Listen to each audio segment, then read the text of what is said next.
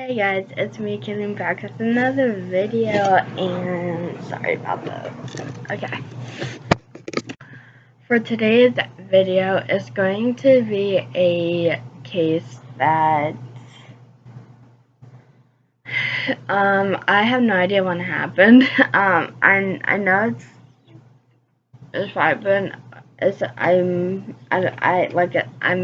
yeah. I have no idea when this happened, but I'm pretty sure I'll say in the story that we're going to read about it. As you guys can see by the title, we are going to be doing the case of the Cheshire home invasion murders. I went onto Google and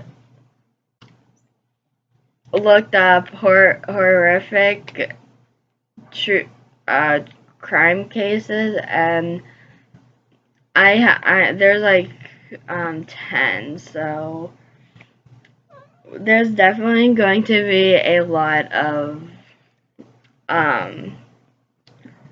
be nice. There's going to be a lot of reading and information and everything. So I don't know what the story's like. I just kind of skimmed through it, and it's pretty long, so I have no idea how long this video is going to be. So sit back, get a little snack or something to drink, and maybe turn the light on. And if it's dark out, I don't know how some people can deal with horrifying stuff and others can't, so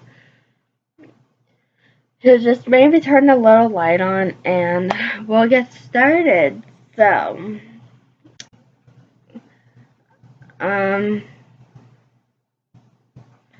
it says that May 1st, 2019, and kidnapping solved murders. So, okay.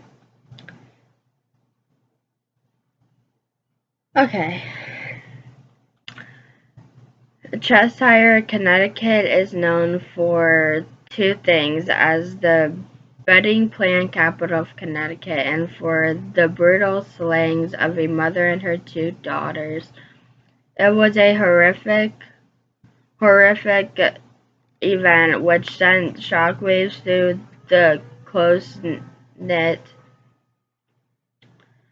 otherwise peaceful community. The day became known to locals as Cheshire's own 9/11. If you guys know what 9/11 is, I'm pretty sure everyone knows 9/11. It's like when three events happened in the past, like with a building falling down and a fire being in a building and people jumping out of windows or something. Yeah, so that's what they're trying to say. Okay. Before the murders in July 2017, I guess this happened 8 years ago. No, not 8 years ago.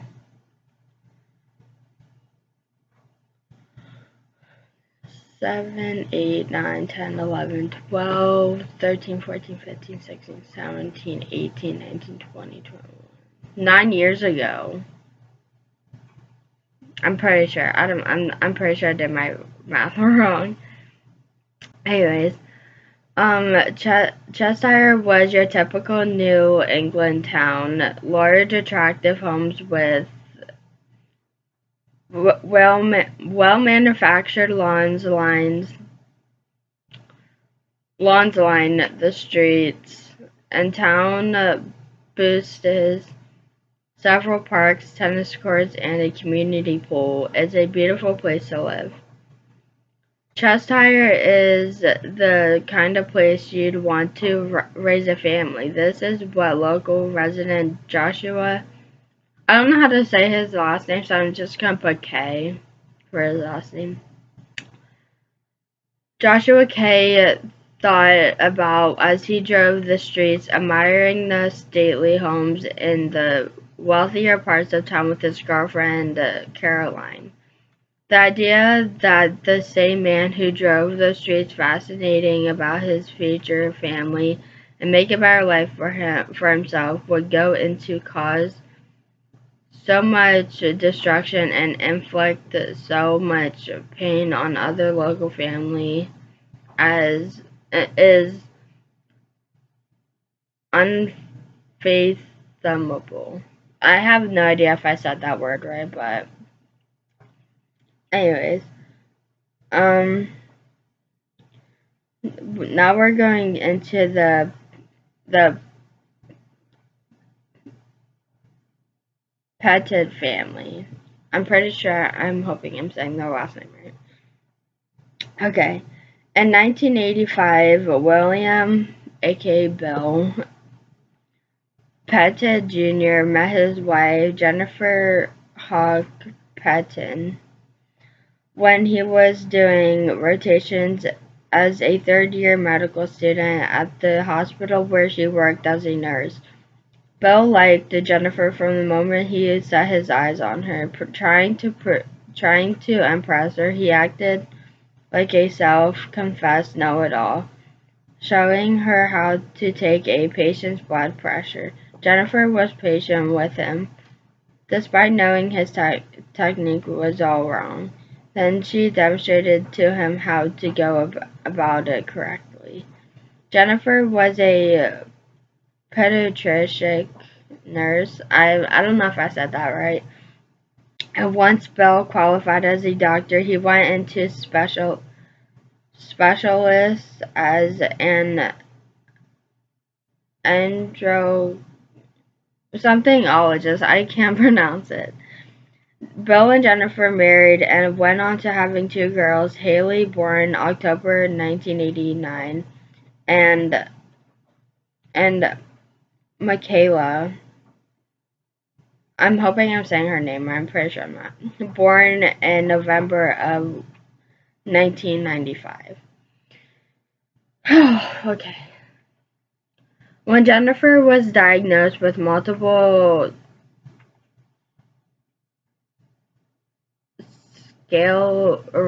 sclerosis, I'm hoping I'm saying that right, in 1998, Haley was only 9, but was determined to help her mother in any way she could. She wrote letters to friends and family asking to sponsor her for the annual Connecticut MS Walk, naming her team Haley's Hope. Every year for 7 years, Haley walked for her mother, raising over $55,000 for the fight against MS. Oh my goodness, my leg is cramping. Oh my gosh. It's getting numb. It's getting numb. Okay. Haley was quiet, determined, and smart. Although she had accomplished so much by the time she was 17, her modesty and reserved personality meant no one knew quite the extent of her achievements. When Haley was small, Bill would bring her on his rounds at the hospital so that he could spend more time with her given his busy work schedule. Unsurprisingly, Haley planned to follow in her father's footsteps. She was going to attend Dartmouth in the September of 2017 to study medication. Michaela planned to take over from Haley, raising funds for MS. Once she went to college, she would call her team Michaela's Miracle. Michaela was known for her thoughtful and gentle nature. She enjoyed cooking and spending time working in the garden with Bill. Okay, now we're going into the title, July 2nd of 2007. I almost said 2017, but it's 2007. Okay. That Sunday afternoon, Jennifer and Michaela were walking the aisles of the grocery store buying ingredients for the meal Michaela planned to cook for the family that evening. Little did they know that as they browsed the supermarket shelves, they had caught the eye of Joshua K., who proceeded to follow them home. It had been a typical summer's day for the Pettit family. Like I said, I don't know if I'm saying their names right, their last name right. Bill, Jennifer, and Michaela had attended the Sunday church service, and Bill went to play golf with his father in the afternoon. Jennifer and Michaela planned to head to the beach. Haley had been with friends at the beach in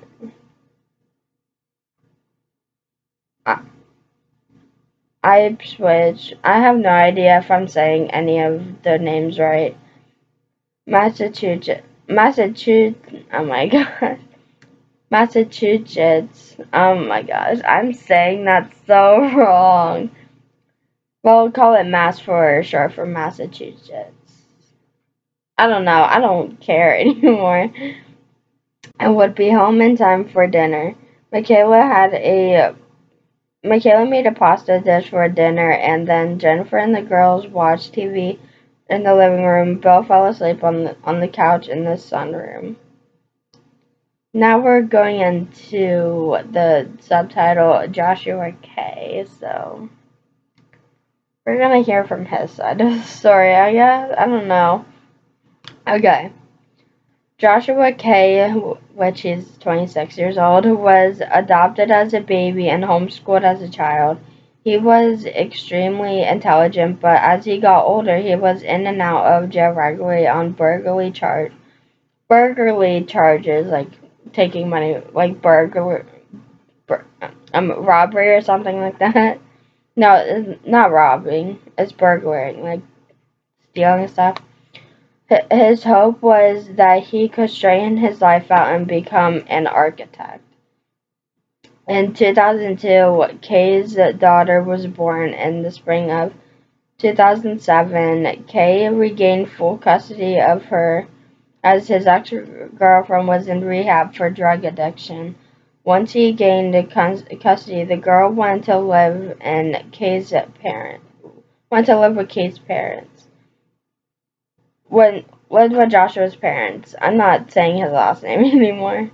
Okay. In 2007, he began dating Caroline Messel, who was only 18 at the time. Their relationship became serious quickly, and the two began to contemplate marriage. However, Caroline's father did not approve of the relationship because of Joshua's reputation as a career criminal. He also considered Josh to be a pedophile, convinced that he was only interested in his daughter because she looked younger for her age, or she looked young for her age. Okay, now we're going on to Stephen Hayes.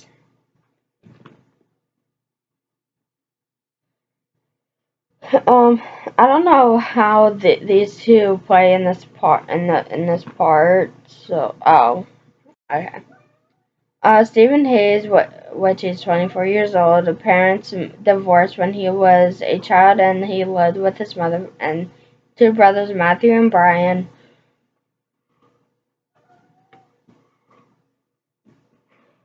Okay, sorry guys. What are you two doing? Okay, first, I need my blanket back. You're laying on it, okay. Never mind. Diamond's laying on it. Okay. According to Matthew, Hayes was manipulative from a young age. Matthew claimed that he was so violent, once taunting him by pressing a revolver against Matthew's head. Hayes was controlling and had a way of passing the blame for his bad behavior onto others. Hayes would often claim he was suffering from psychological problems, but his family were skeptical. Stephen was not sick, Matthew claimed. He is cunning and calculating. In 1992, Hayes had a daughter, Alicia. Phew! Oh my goodness.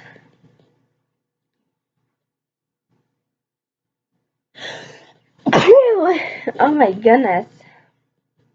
Okay, I think I'm good. Why is there stuff on my computer? Okay, sorry the computer's moving. Okay.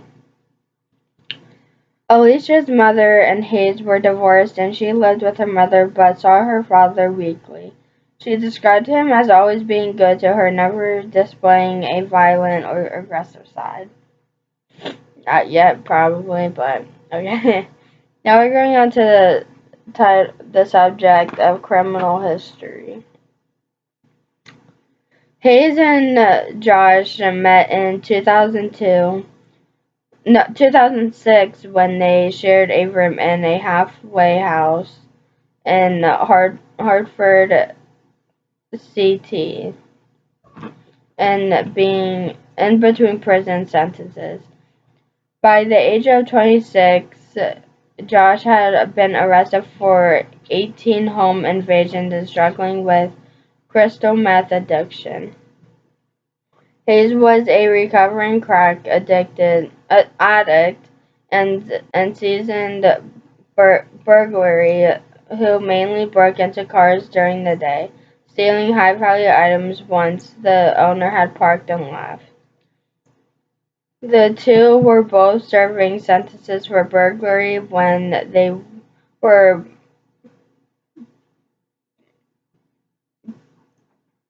oh my goodness, I don't want to say this wrong.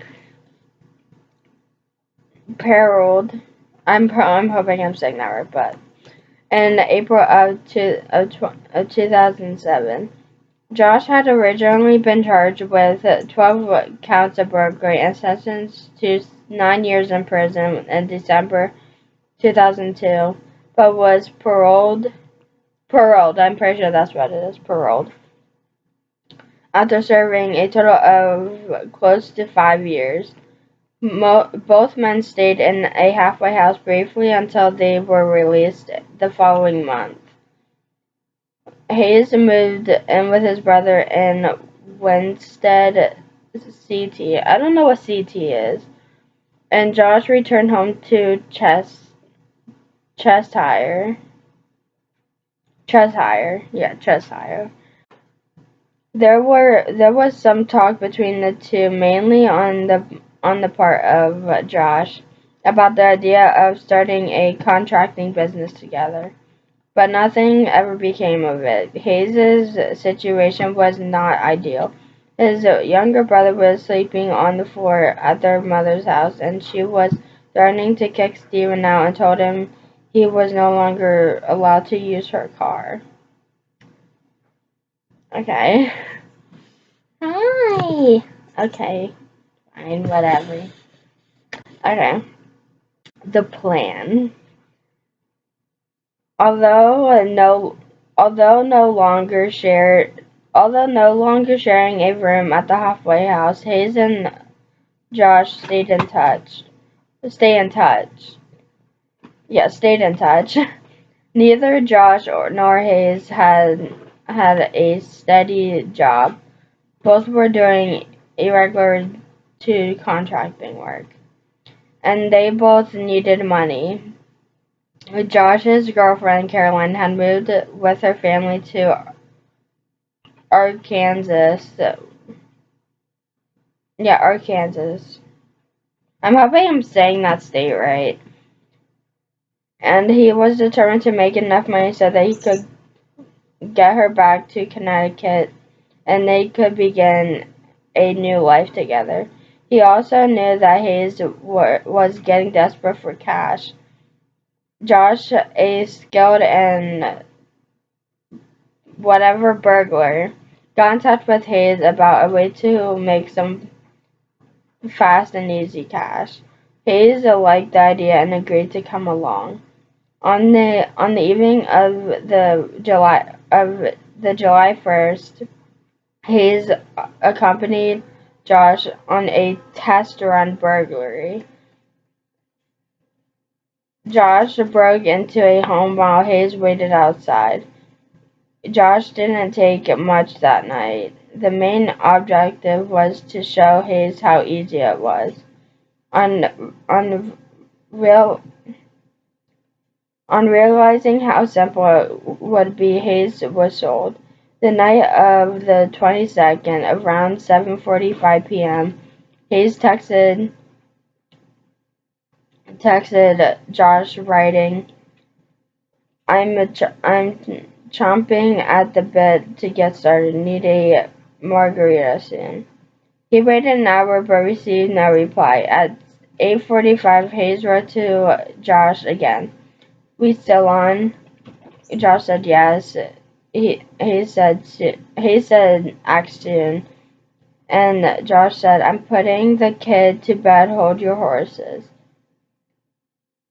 He said, "Did the horses want to get loose?" LOL. Okay, so. Okay, we're going on to the night of July 2nd.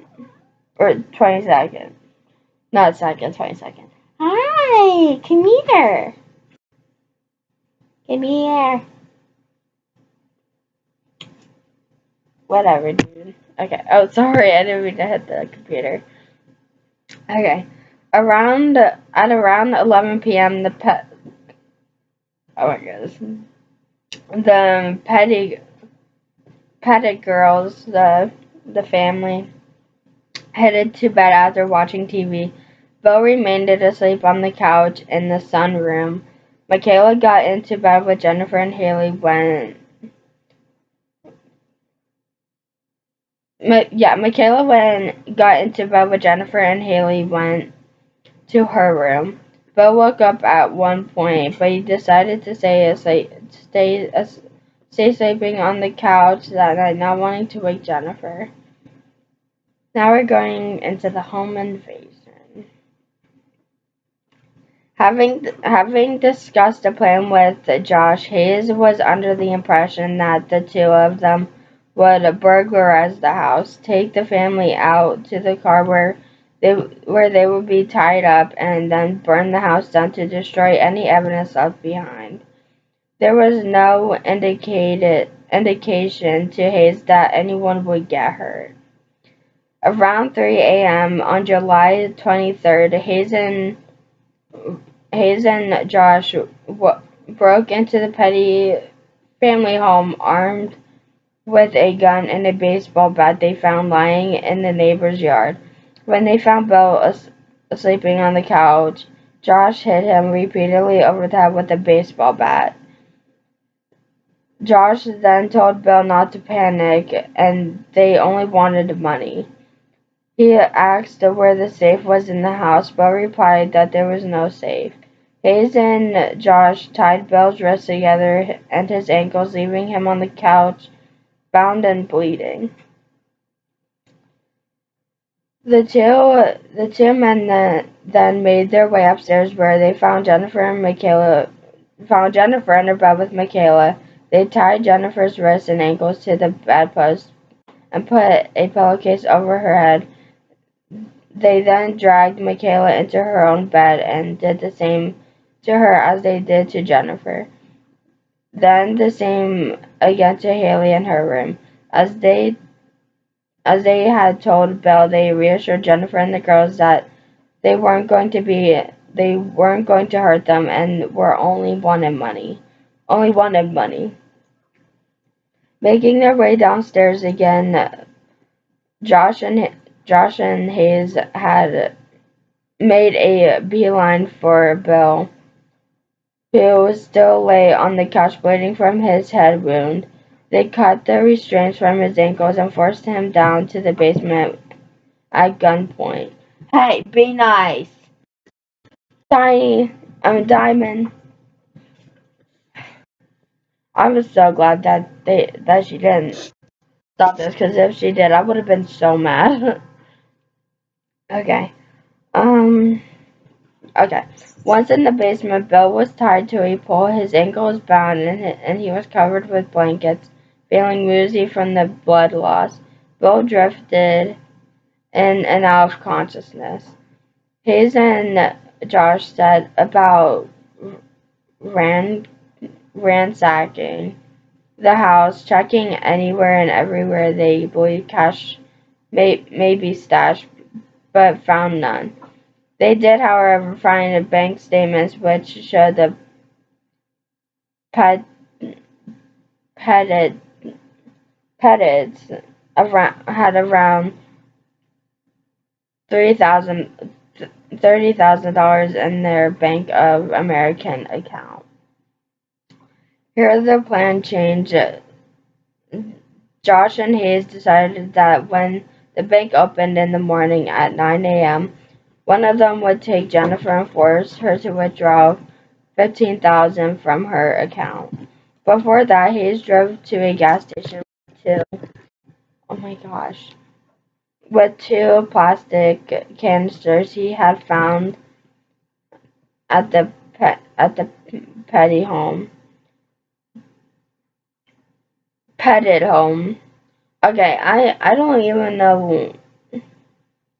Yeah. Once there, he filled the canisters with $10 worth of gas. He then drove back to the family home, dropped off the gas canisters, and then went back out again, this time with Jennifer to the bank. Hayes told her to go into the bank and withdraw $15,000 from her account. She complied. Jennifer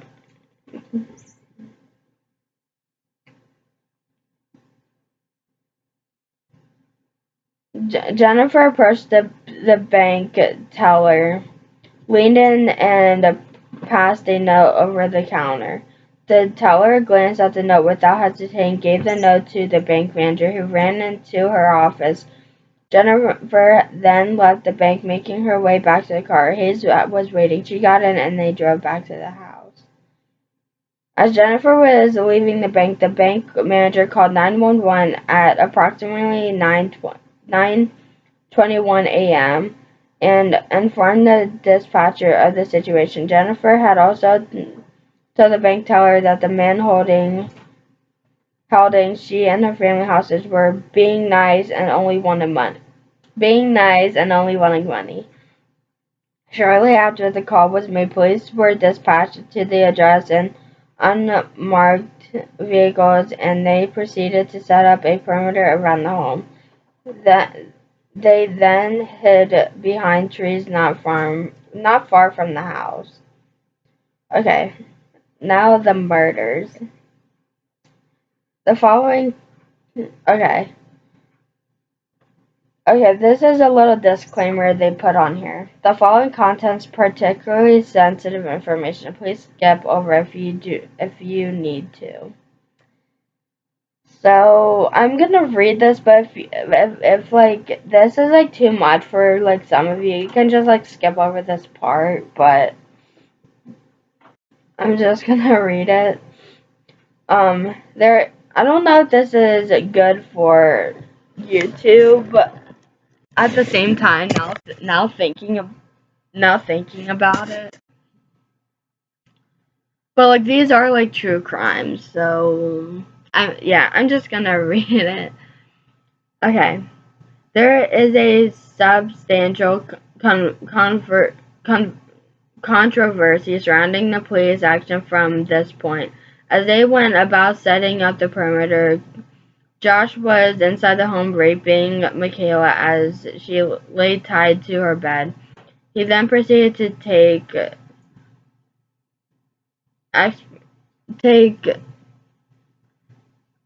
pictures of I can't pronounce that word. Pictures of her on his cell phone. He went downstairs to find Hayes and Jennifer had returned. Josh showed Hayes the pictures he had taken of Michaela, taunting him to do the same to Jennifer. Hayes pushed Jennifer down onto the living room floor and begins raping her. Josh left the room, and on his return, he informed Hayes that Bill had escaped.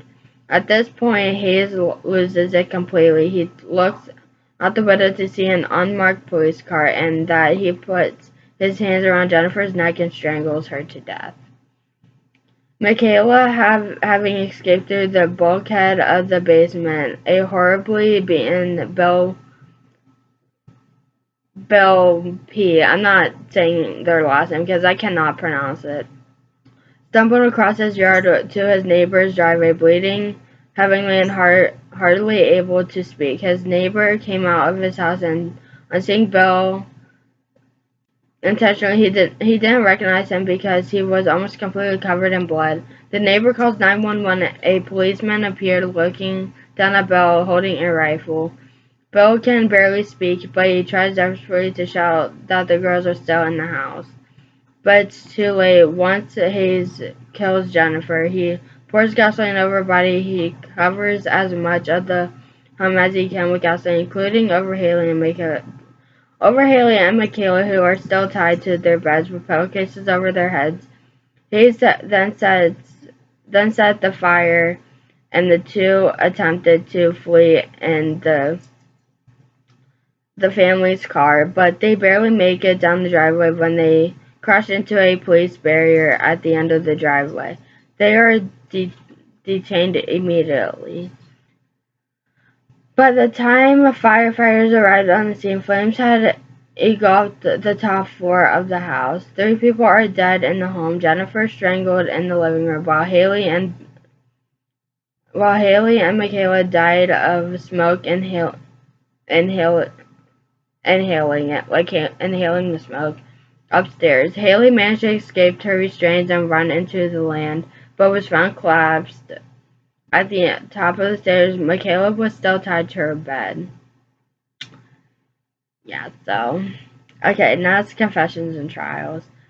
Hayes described to detectives that what had happened just several hours after he and Josh were detained. He described how he had taken Jennifer to the bank, raped and strangled her, and then doused her body and Haley and Michaela in gasoline. Reports vary as to who lit the match. Both men pinned this on one another. Hayes told the detectives that after Joshua had showed him the pictures he had taken of Michaela and seeing the police car outside the house, he just snapped and lost control. He said that he did not blame Josh for what happened. However, he only had himself to blame. He insists that regardless of all that had happened, all he wanted out of that night was money. Josh admitted it to following Jennifer and Michaela in the grocery store the previous day and then followed them home. Hey!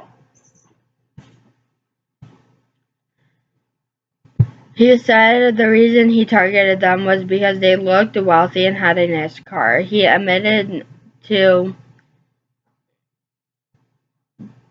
I don't know how to pronounce this word, Bill with the baseball bat and to raping and taking inappropriate pictures of Michaela. But when it came to burning the house down with Jennifer and the girls downside, he told detectives that it was all Hayes. He told them that he questioned Hayes, saying to him, "You can't seriously be contemplating burning these 2 girls alive." Joshua did not report doing anything to stop him, however. Originally, Hayes and Josh agreed to a plea bargain which would give them life in prison without the possibility of parole. When the defense presented the deal to the prosecution, however, they did not agree that either man should have this option. Instead, they would prosecute the death penalty in both cases. In Connecticut, this meant both men would have to have a jury trial. His trial began on October 18, 2010. Hayes' attorney Thomas Ullman told the jury that being given a life sentence would be the worst punishment for Hayes, worse than being sentenced to death, because he was tortured every day by his actions. The jury ultimately came to the verdict that Hayes should be executed. In December 2010, Hayes apologized to the family for the pain he had caused. He said, "Death for me will be a welcome relief, and I hope it will bring some peace and comfort to those who I have hurt so much." Josh's trial began on October 13th, 2011. During his hearing, Josh stood by what he had said in his confession, that he had never planned on killing anyone that night. He added, "I will never find peace within. My life will be a continuation of the hurt I caused. The clock is now ticking, and I owe a debt I cannot repay." The jury came to the verdict that Josh should also be executed.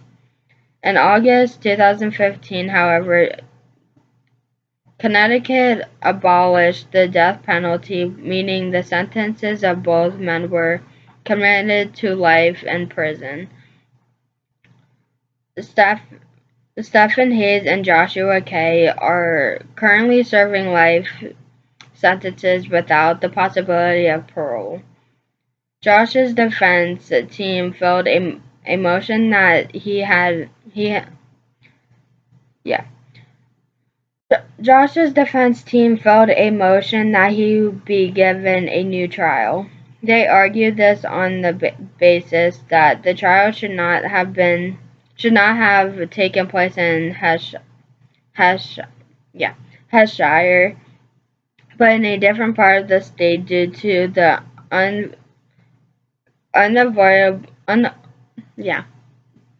unavoidable exposure of the jury and the media focusing on the murders. The defense team also argued that Josh had been unfairly painted as the mastermind of the crime when really Josh had no intention of murdering anyone. It was Hayes who strangled Jennifer and dosed the girls with gasoline and then set the house on fire. As Josh told his attorney, the motion, however, was denied on the basis that the judge believed both men to be equally complicit, in the crimes. Hayes, however, attempted to appeal his convictions. He admitted he was guilty and did not want to subject the family to another trial. Okay. We're almost done, guys, I promise. I'm surprised this video isn't like an hour long like I thought it would be. Okay. What went wrong? Josh's previous defense attorney, William G., would tell the trial judge that Josh needed to be watched. He would always break into homes during the night when people are most likely to be home, meaning he did not fear confrontation. He was known to burglarize the homes of state troopers, and even stated that sometimes he would linger inside the homes listening to people breathing as they sleep, which in my opinion, that's kind of creepy. um, G knew William knew Josh was extremely intelligent, perhaps a genius, if he wanted to, could be very, very dangerous. William told the judge, "You're never going to see him again, or he's you're never going to see him again, or he's going to be the worst criminal to pass through these doors." Prosecutors are meant to order a transcript of the sentencing proceedings and send this to the parole board so the parole board gain a better understanding of defendant's the defendant's character. In Josh's case, the information that came out of his sentencing for his previous burglary was particularly damning. In in the sentencing script, Josh was referred to as a calculated, cold-blooded predator with a mental ab- aborn ab- mortality. I don't know, or a or a psycho problem that needs to be addressed.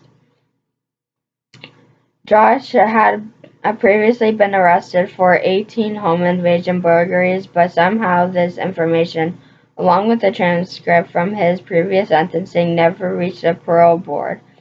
If it had, things may have been very different.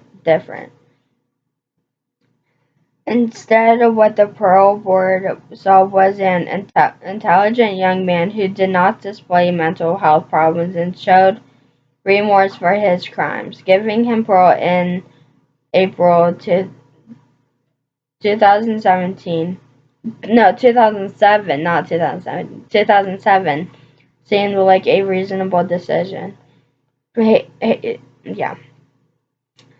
Hayes' previous criminal record was lengthy, but by no means did it indicate he was likely to graduate from burglarizing cars to far more serious crimes, according to his defense attorney.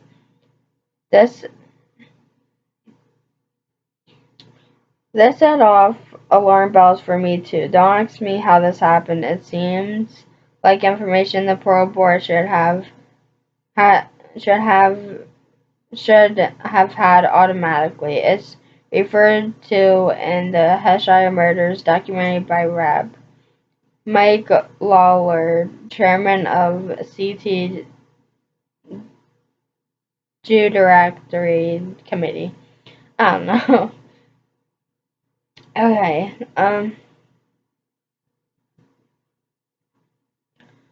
Police response. As I mentioned previously, there was significant upset regarding the response of the police to the murders. There are two sides, from the family and the public, and from the police. The family believed the police could have saved Jennifer, Haley, and Michaela, given that while they were being assaulted and the home was being dosed with gasoline, the police were setting up the perimeter. When Bill escaped the house and was lying in his neighbor's driveway, he saw the police standing in the trees at the same time the house burst into flames. When set out like this, it makes complete sense that the family and public believe that more could have been done by the authorities to save Jennifer and the girls. Another question is that of why the authorities never attempted to intercept Hayes and Jennifer as they arrived at the home. The police officers arrived at the property by the time Jennifer and Hayes returned from the bank, or just seconds later. Officers were dispatched to the scene within minutes of the call from the bank manager at 9:21 a.m. Many questions why they didn't approach the car and arrest Hayes on the spot, thereby separating Hayes and Josh, which may have allowed them to save Jennifer, Haley, and Michaela. At 9:57 a.m., flames were licking out of the windows of the house. This indicated that officers had been at the scene for approximately 30 minutes and only set up a perimeter and observed the home during that time. Now, I'm gonna stop here for a quick second. So, if you guys watched my previous video of me telling you guys the story of the 18-year-old killing his neighbor for TikTok fame, in Haley's video, I literally wrote down that some police do not do their jobs right. Like, with this, like, they're saying they've been there for 30 minutes. They could, Jennifer and the two daughters should have been saved by, at that time. Like, they could have broken the door down and arrested them and all that other stuff, but no, they just stood outside and did nothing. So this kind of states my point that some police officers don't even do their jobs and they don't care. And well, I mean, they do care. Well, they do care since they came, but some policemen don't. They wait until the very last minute to do something about it. Like, some of them don't even do their jobs right. So let's get back to this. On the contrary, police believe they were dealing with a hostage situation, therefore did not know how many per whatever might be inside the house, nor the weapons they might have. Therefore, before the police officers were dispatched to the house, they were told by higher ups not to enter the home, not to try and speak to Hayes as he got out of the car, and not try and communicate with anyone inside the house, so as to not alert the two guys to their presence. Instead, they were instructed to set up the perimeter and observe, which is still not right. They could have done something, you know. Personally, this didn't seem to me like it was the most effective way to handle the situation. I thought they would have been more proactive in their attempts to save them. Though I'm sure it's more complicated than it appears, I can't honestly say I believe they did everything they could, however. Okay, so the aftermath of the murders. I'm pretty sure this is the last one. Since the murders of his family, Bill P. gave up his career as a physician and now manages the Pettit Family Foundation. The main goals of the foundation are to continue to rise and distribute funds to fulfill our mission to help educate young people, especially with those interested in science, to help support those with chronic illnesses, and to help protect those affected by violence. The murders resulted in the formation in the formation of a number of charitable organizations. A particularly notable organization, one being Cheshire's Lights of Hope, which was formed by Cheshire resident Jennifer Walsh and her husband. The event in which luminarities, I don't know how to pronounce that, are placed on each street of the town. Town takes place yearly. The aim of the event is to bring locals together so townspeople can get to know one another. In the first year of the event took place, the money raised went towards the Pettit family, but now it has become a non-profit, focusing more on the town than on the murders. The organization donates to town needs, including social services, the food pantry, and scholarships, while some money still goes to the Pettit family.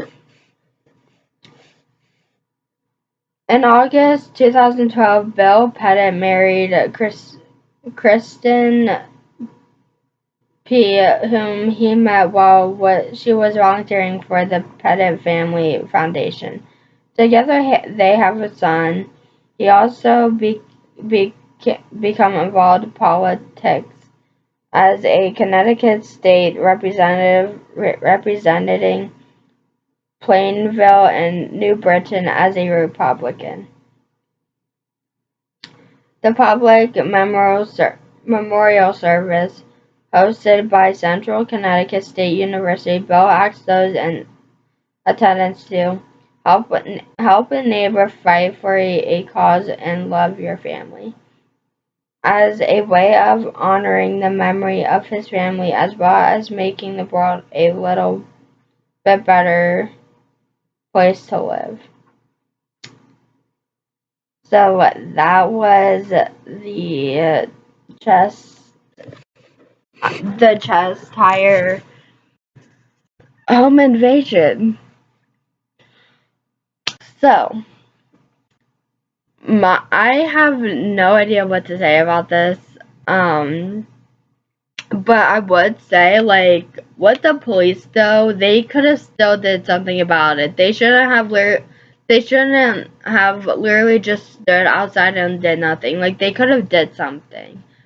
And yeah, so, and like I said, I don't know with the parts where the raping and stuff. I don't know if I'm allowed to have that on YouTube, but I'm gonna try. I mean, it's a case though, so I'm cold. Like, I'm so cold. But yeah. Anyways, okay, this video is kind of an hour long, but it's fine. But yeah, I want to know what you guys think of this. I have no idea if they were prosecuted or not, but or I don't know if they were executed or not. So I mean, it didn't really. I mean, I'm pretty sure it did say, but I don't think I understood it. So yeah. So hopefully you guys enjoyed today's video. Let me know in the comments what you guys think about this, because that was crazy. And subscribe if you're new to my channel, and if you want to listen to more scary stories. I don't think that was scary though. I mean, I'm pretty sure it was scary, but yeah, comment or subscribe if you want to want more of these videos, and comment down below if you want more of these videos. And if you want to be notified every time I post a brand new video, click that notification bell. Sorry, I moved it. And if you want to follow me on all of my social medias, it will be in the description box below. Hopefully you guys have a good rest of your week, and I'll see you guys in my next video. Peace.